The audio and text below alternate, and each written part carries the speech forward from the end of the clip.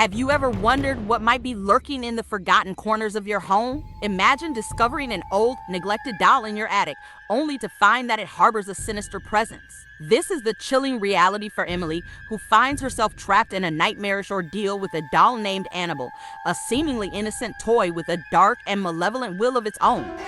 As Emily settles into her new home, she quickly learns that some objects are better left undisturbed. What begins as a peculiar curiosity soon turns into a spine-chilling encounter with the supernatural, where every creak and whisper suggests that Annabelle is more than just a doll. She's a harbinger of terror, determined to make Emily's life a living nightmare.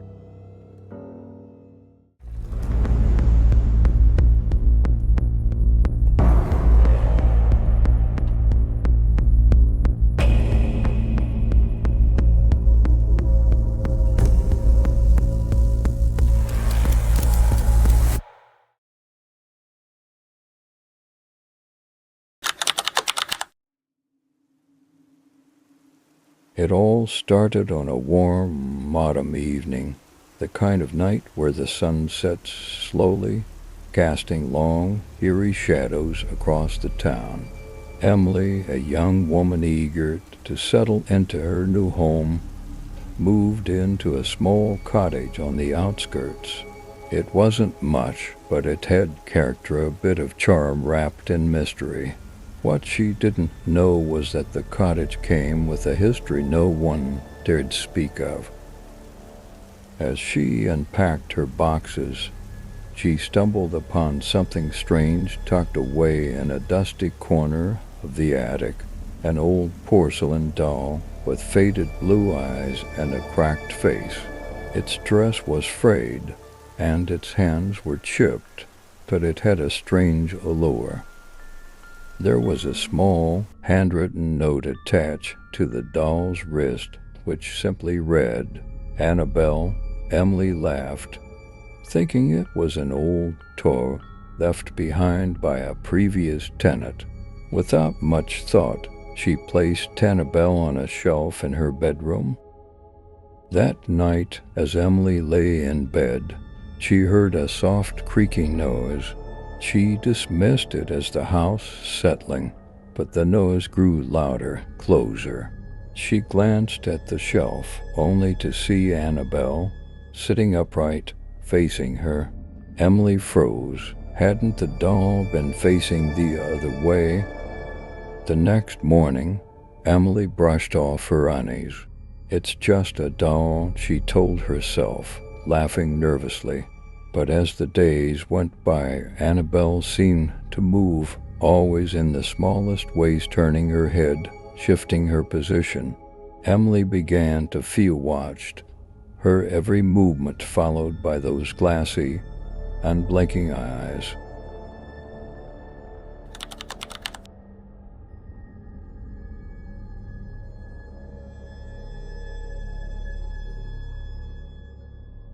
Weeks passed, and the strangeness only grew.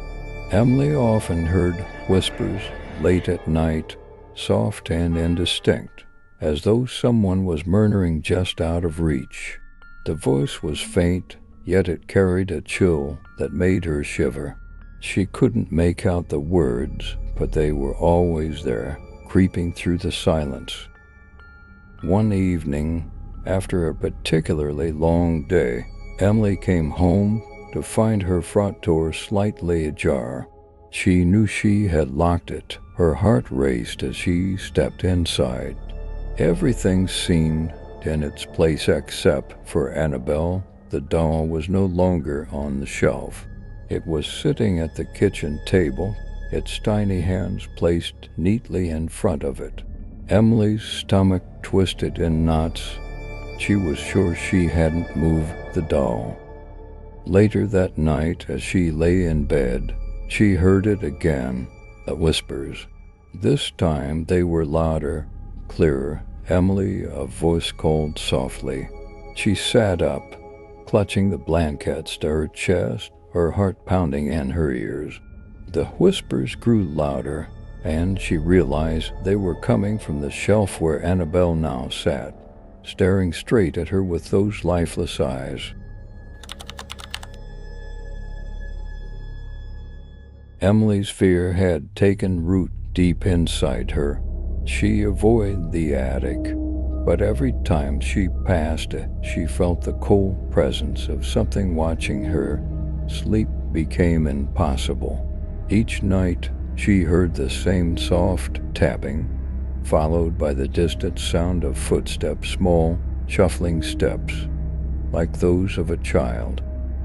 One night, after a particularly terrifying dream in which Annabelle appeared at the foot of her bed, Emily decided to take matters into her own hands.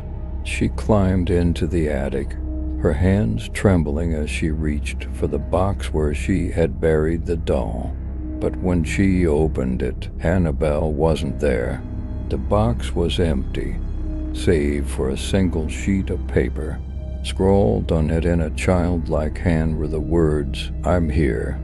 Panic surged through her as she raced down the stairs, her breath catching in her throat. She locked herself in her bedroom, hoping it was all some sick joke, but she knew deep down that something darker was at play. That night she saw the shadow. A small figure moved across the room just out of the corner of her eye. It was the size of a child, but its form was twisted and wrong, its movements unnatural. Emily didn't dare look directly at it, but she felt it. It was watching her. For days, the shadow followed her. Every room she entered, it was there lurking just beyond her sight, a dark presence that seemed to grow stronger with each passing hour. And then, one night, it stood at the foot of her bed. Annabelle, not as a doll, but as a shadowy figure, her eyes gleaming in the dark, whispered, "I found you." Emily could no longer tell where the nightmares ended and reality began. Her once cozy home now felt like a prison, each creak of the floorboards a reminder of the evil that dwelled within. Annabelle was no longer just a doll.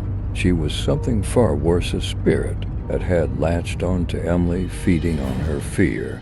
The whispers grew louder, more frequent, until they were no longer just at night. One morning, Emily woke up with bruises on her arms, small, childlike handprints that stained her skin. She tried to leave the house to escape the growing terror, but no matter where she went, the feeling of Annabelle lingered. One night, she stood in front of the mirror, watching as her reflection smiled a smile that wasn't her own. Annabelle had won. Emily's lips moved, but the voice that came out was high-pitched, childlike, and full of malice. "We're together now," it said. From that day on, Emily was gone. All that remained was Annabelle, the doll that had become a girl, and the girl who had become a ghost. Now let's take a look at the Annabelle.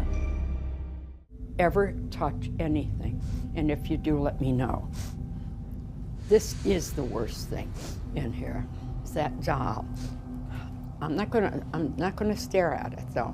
So you can take the picture, but I'm not gonna stare at it because that has done bad harm on a lot of people. You have to conjure the spirits in order to get them. You know, you're not going to get them by just walking around here. And that's the one that's sort of depicted a little bit in this movie, correct? Yes, it is.